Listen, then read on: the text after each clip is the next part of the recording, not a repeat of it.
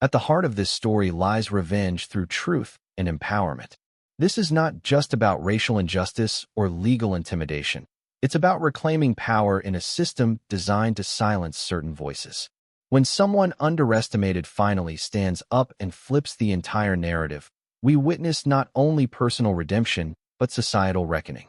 The core idea explores how truth becomes the ultimate weapon when wielded with courage and precision. This story falls firmly under the courtroom drama and social justice thriller category, with strong emotional undertones of drama and tension. It's designed to keep the viewer at the edge of their seat, waiting for that explosive moment when power shifts hands. Think of it as How to Get Away with Murder meets A Time to Kill, with a modern twist on racial dynamics, privilege, and the power of one voice standing tall against a legacy of oppression. The dominating emotion is righteous revenge mixed with slow-burning suspense. The audience will feel frustration at the injustice, hope in the woman's quiet strength, and deep satisfaction when the tables turn. The emotional journey flows from humiliation to vindication, making the climax all the more powerful. Subthemes: racial bias in professional spaces, the assumption of incompetence based on appearance, the haunting nature of hidden truths, intelligence and preparation as weapons of justice, how legal systems are both battlegrounds and mirrors of society. Unlike other stories where revenge takes a violent or chaotic route, this script centers on the power of intellect, public exposure, and legal knowledge. The protagonist doesn't need to yell, fight, or run. She needs only her calm presence and the undeniable truth to dismantle the man who thought he could belittle her. The courtroom becomes her stage, and her words become the verdict before the jury even speaks. The title immediately evokes questions. What did she read out loud? Why did he humiliate her in the first place? What's in his record? How did she find it? Will justice be served? Each of these mysteries draws the audience in, promising a payoff that will both shock and satisfy. You don't belong here. The words sliced through the courtroom like a rusted blade. He didn't shout them. He didn't need to. The tone was casual, dismissive, like he was talking to a waitress who brought in the wrong drink. The white lawyer stood there in his tailored Armani suit, fingers tapping the polished oak table, wearing a smirk that had likely intimidated a dozen young attorneys before her. But today, his smirk landed on the wrong woman. All eyes in the courtroom shifted toward her, the only black woman at the prosecution table, in a modest gray suit, back straight, hands folded. She didn't blink. She didn't flinch. But the silence around her deepened, as if the walls themselves were waiting for her response. He leaned in a little, dropping his voice to a whisper that was still loud enough for the gallery to hear. "You sure you're in the right courtroom, sweetheart?" Gasps rippled. The judge didn't interrupt. The bailiff shifted in place, but said nothing. Just another microaggression in a room built on centuries of them. She looked at him. No glare, no grimace. Just a slow, calm gaze that met his and held it, steady like stone, quiet like thunder waiting behind clouds. "You must be confusing me," she said gently, "with someone who's afraid of you." A chuckle from the back pew. Someone tried to muffle it, but it escaped anyway. The tension snapped for a moment, but then the air grew tighter. He laughed under his breath, trying to recover. "I've been in this game for 22 years, he said, voice rising so the room could hear. "And I've never seen her before. Is this some kind of intern program?" The woman turned to the judge. "Your Honor," she said clearly, calmly, "before we begin this hearing, I'd like to enter a public motion to unseal relevant background records tied to Mr. Franklin's professional conduct." The room froze. The judge raised an eyebrow. "That's an unusual request at this stage, Counselor Johnson. What are you referring to?" She picked up a folder from her briefcase. No rush. No hesitation. As if she'd been waiting her whole life for this moment. "With the court's permission, I'd like to read a few excerpts from Mr. Franklin's disciplinary file, the one filed by the State Bar in 2018, citing 3 counts of misconduct, including falsified evidence in the Holloway case, suppression of discovery in the Jefferson hearing, and documented use of racial slurs during a deposition." Now the courtroom really went quiet. The white lawyer, Mr. Franklin, turned pale. He opened his mouth, but no words came out. "You don't belong here." That sentence echoed again, but now it sounded like a confession instead of a challenge. She unfolded the first page and began to read. Her name was Danielle Johnson, Age 33, Assistant District Attorney for Fulton County. But titles never told the real story. They didn't mention the nights she sat alone in the law library with bloodshot eyes and blistered fingers, rereading every page of criminal procedure just to keep up. They didn't explain how she'd worked 2 jobs through undergrad, or that she'd taken the bar exam with the weight of her mother's hospital bills pressing against her chest. Danielle wasn't supposed to be here. Not in this courtroom, not at this level, not in a position where men like Franklin had to look up at her from across the bench. People like him were born into courtrooms. Their fathers shook hands with judges. Their grandfathers built law firms. Danielle came from a place where courtrooms were places of punishment, not power. She grew up in East Point, a zip code more famous for crime statistics than college admissions. Her mother, Yvette, worked as a nurse's aide until her back gave out. Her father? She didn't remember much. He left when Danielle was 9. What she did remember were eviction notices, lukewarm baths, and the sound of sirens playing like lullabies outside her window. But Danielle also remembered something else. Her 4th-grade teacher, Ms. Lyle, who once pulled her aside and whispered, "You speak like someone who's going to rewrite the rules." That was the first time someone saw her, really saw her. And from that day forward, she carried that voice in her spine like a secret weapon. Danielle was a reader, a quiet storm. She didn't argue to be loud. She argued to be heard. Her voice wasn't angry. It was precise. Her mind operated like a chessboard. While others were swinging hammers, she was counting moves. And yet, beneath the steel and suits and courtroom winds, there was still a fracture, a barely healed scar that only she could feel. Her greatest fear? Being underestimated. Not because of her skills, but because of her skin. It had happened too many times. In law school, when the professor only called on her when the topic was civil rights. During interviews, when partners asked if she planned to fit in with the culture. Even now, on days like today, when someone like Franklin looked at her and saw a diversity hire instead of a storm dressed in calm. Her inner conflict gnawed at her constantly. Should I play the game or rewrite the rules? She wanted to fight the system from the inside, but every time she got too comfortable, someone reminded her she was only one wrong move away from being thrown out of it. Still, Danielle was not built to break. She woke up at 5 a.m., ran 2 miles while reciting trial arguments in her head, brewed a strong cup of coffee, and dressed like she was preparing for war. She wore neutral tones, gray, navy, earth brown, nothing flashy. Let the words speak louder than the wardrobe. Her desk was a battlefield, sticky notes lined up like infantry, case files stacked like sandbags, a framed photo of her mother watching from the corner like a general. She carried a small notebook everywhere. Inside were names, dates, and facts others thought unimportant. But Danielle believed details were power, and power was how you survived in a place that wasn't made for you. In the courtroom, she was disciplined, controlled, but every win cost her something. A little more silence at home, another crack in her voice during late-night phone calls with her mom. Another moment of wondering, is this fight even worth it? But today, she wasn't wondering. Today, Danielle Johnson had walked into court knowing exactly who she was. And when Franklin tried to humiliate her, to erase her years of sweat, brilliance, and integrity with one smug sentence, she didn't shout. She didn't curse. She read his sins back to him like scripture. Because the courtroom was no longer his arena. It was hers. The courtroom smelled like old wood, ambition, and the subtle fear of being outmatched. Danielle stood behind the prosecution table, posture firm, her notes aligned with military precision. She was ready, or at least, she thought she was, until she heard the heavy double doors swing open behind her. She turned, and there he was, Franklin Ashford III, the man who had once called her aggressively articulate, the man who claimed affirmative action was ruining the meritocracy, the man who now strutted into the courtroom like he owned the air. His designer suit was a shade too smug. His smile carried the weight of generations that never had to prove themselves. He was defense counsel for a corporate fraud case, nothing unusual.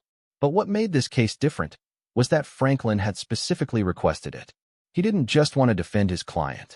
He wanted to beat Danielle. Publicly, sharply, with a flourish. As he passed by her, he leaned in just enough for her to catch the whisper. "Try to keep up today, counselor." Danielle's jaw tightened, but she didn't blink. She knew how men like Franklin operated. They didn't throw punches. They threw comments, built from soft condescension and sharpened by entitlement. Judge Cartwright entered minutes later, and court was called to session. The jury filed in, mostly white, mostly disinterested, their eyes flicking between the black woman in the tailored blazer and the confident white man with the cleft chin and polished voice. Opening statements began. Franklin went first. His tone was practiced, persuasive. He painted his client, a CEO accused of embezzling millions, as a misunderstood man burdened by bad bookkeeping. A few missteps, Franklin said with a smirk, but no crimes. Danielle's rebuttal was direct, unapologetic. She outlined the paper trail of theft, the testimony of whistleblowers, the false shell companies. No embellishments, just evidence. The room was split. Then came the witness, an accountant named Lisa, who had worked under the defendant. As Danielle guided her through testimony, it was clear the jury was listening, really listening. That's when Franklin struck. During cross-examination, he shifted tactics.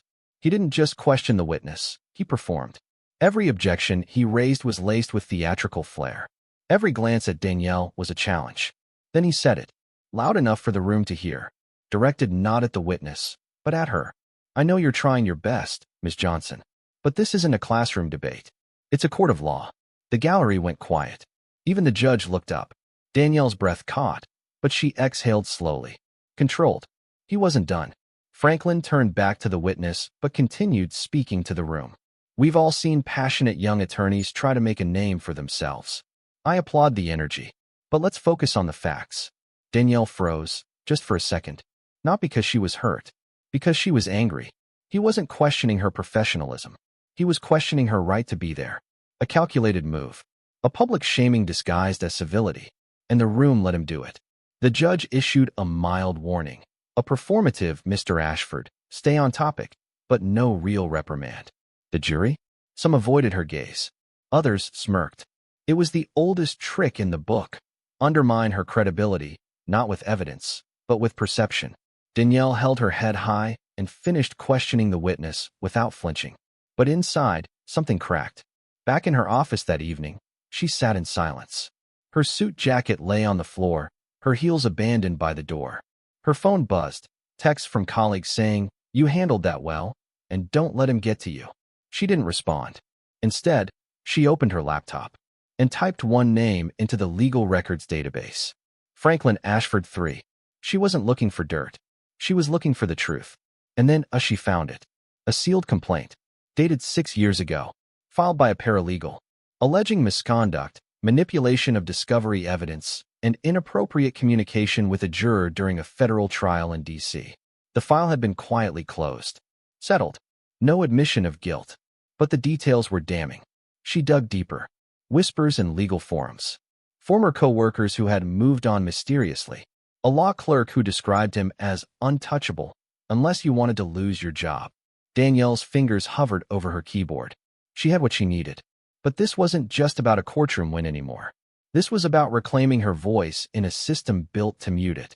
The next morning, Danielle walked into the courtroom with a new fire behind her eyes. Today wasn't just cross-examination. Today, she was going to read his record out loud. Let the jury decide who was just trying their best. Danielle had never believed in revenge. Not really. But justice? Justice was in her blood.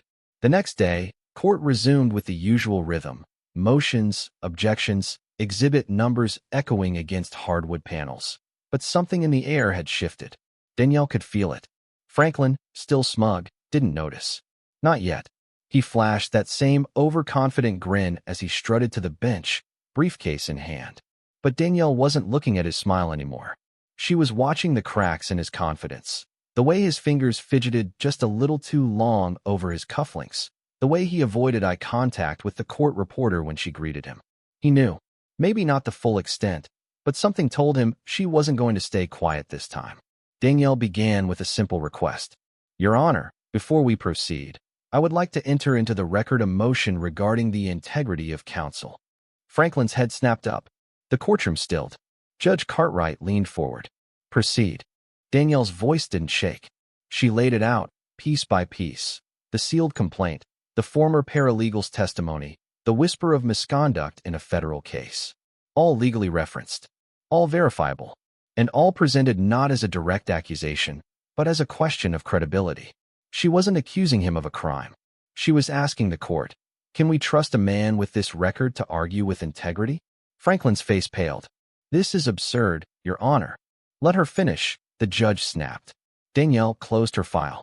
We ask that the jury be made aware of this complaint and that Mr. Ashford's past conduct be considered when evaluating the nature of his argumentation, especially as it relates to our witnesses. The judge took a recess to deliberate, and that's when Franklin cornered her outside the courtroom. You think this will make you a star? He hissed, too low for anyone to hear. You think they'll remember you for this? Danielle stepped closer. No, but they'll remember you. Back in session, the judge ruled partially in her favor. The jury wouldn't hear the full complaint, but any instance of pattern misconduct relevant to this trial would now be permissible if Danielle could establish relevance. It was subtle, but it was enough. From that moment on, the tide turned. Franklin's objections grew sloppier. His voice lost its practiced tone. And the jury? They were watching him now, not her. Danielle dug deeper. Every time Franklin attempted to undermine her, she met him with a file, a footnote, a quiet reminder. I know exactly who you are. Witnesses came forward who had once been afraid to speak.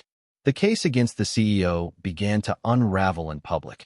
No longer a tale of a misunderstood executive, but a web of corruption, covered up by people like Franklin, who thought the system would always protect them. And then came the moment Danielle would never forget. It was the final week of testimony. A key witness, an IT contractor, revealed that not only had the CEO knowingly manipulated financial data, but his defense team had tried to intimidate him into silence. I was told not to talk, he said, by someone from Mr. Ashford's office. The courtroom gasped. Franklin objected, fiercely, almost shouting. But the damage was done. Danielle's eyes met the judge's. Your Honor, I request a subpoena for internal communications from the defense team. Granted, the judge replied without hesitation. From there, things unraveled quickly. Emails were uncovered. Correspondence that showed deliberate attempts to suppress evidence. While Franklin wasn't directly named, the chain of command was clear, and he had been in the loop. That night, Danielle didn't go home. She stayed in her office, combing through every document, every email. There were times she wanted to cry, not from exhaustion, but from the weight of it all. What started as just another trial had become a reckoning, not just for Franklin, but for the entire system. And yet, the final blow came not from her, but from the very people Franklin thought would always protect him. On the morning of closing arguments, before she could even walk into court, her phone buzzed.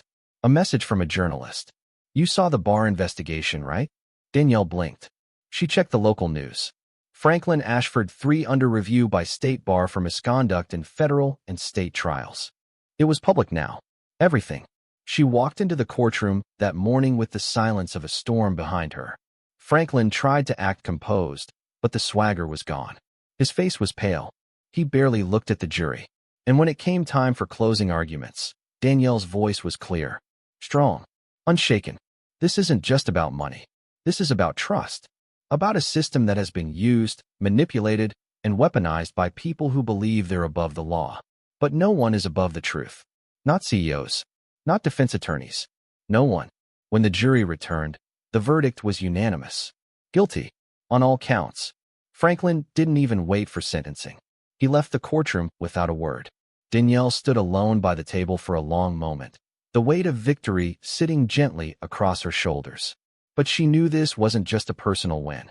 It was a message to every person who had ever been silenced in a room they were qualified to stand in.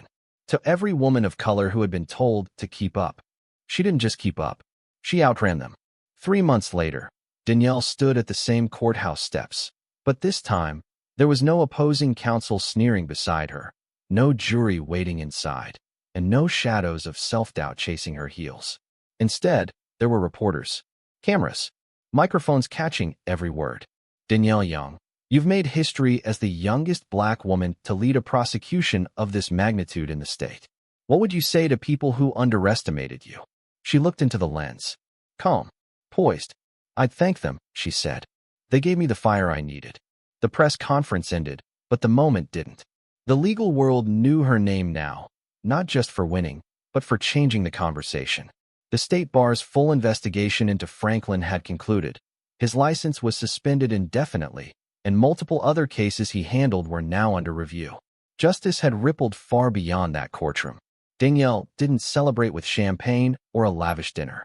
She went back to her office, quietly, and pulled out a letter from a drawer. It was from her grandmother, handwritten, years ago, in neat cursive. "Baby girl, there will be rooms where they don't expect you. Walk in anyway. Speak with your whole voice. Take up space like your name was carved on the door." Danielle folded the letter carefully. She had done exactly that. Still, the journey wasn't over. In fact, a new chapter was just beginning. She launched an initiative called the Open Door Project, aimed at mentoring young law students from underrepresented backgrounds. She visited law schools, sat on panels, told the truth, the real truth, about what it's like to rise through a system not built for you. And she didn't sugarcoat anything. Because the world didn't need another sanitized success story. It needed real ones. Ones that showed scars and resilience and unshakable fire. One day, while speaking at a university, a student nervously raised her hand. "Miss Young, how did you deal with the hate? The looks?